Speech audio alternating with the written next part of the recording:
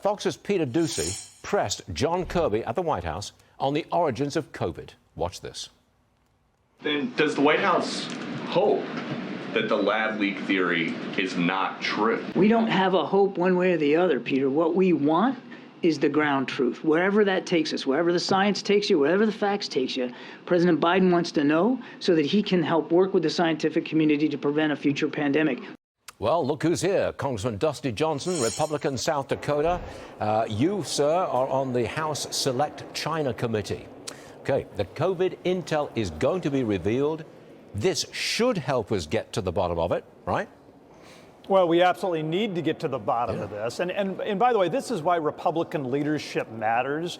Last week, the president signed a bill that will declassify all of the information our government has related to the Wuhan Institute of Virology.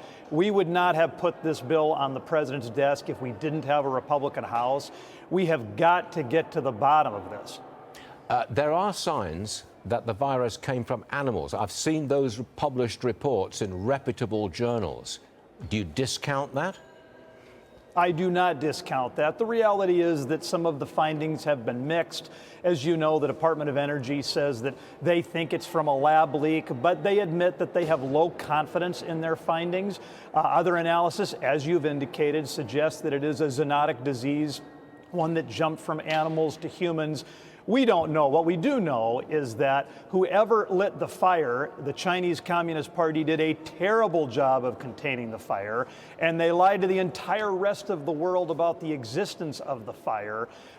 We do need to figure out what the origins are, but we also need to do a better job of holding China, the Chinese Communist Party, accountable for these terrible mistakes. Yeah, they were terrible mistakes, and they were made by the Chinese Communist Party. But how will you hold them accountable? What will you do to them?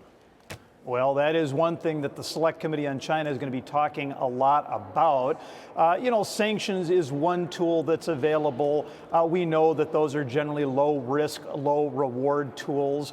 But we've got to be able to, I think, strategically decouple our economy from the economy of the Chinese Communist Party. Listen, I don't care if Americans are buying cheap T-shirts from China.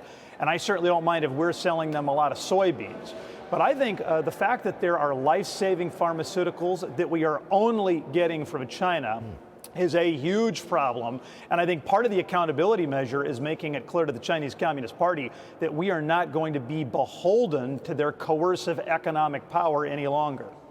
They lied to people about the original breakout of COVID. They delayed stopping travel to Europe in particular.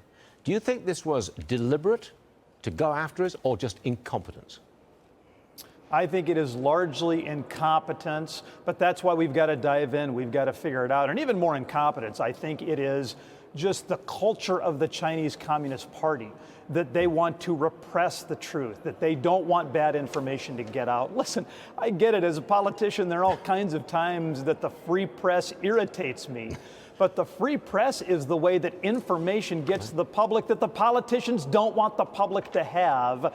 The Chinese Communist Party does not allow that kind of information to flow. It's that culture of repression and oppression that, as much as anything, caused a million Americans to die. Don't be too hard on yourself, Congressman. You're doing all right. Dusty Johnson, Republican, South Dakota. Thank you, sir. Always appreciated. See you soon. Thank you.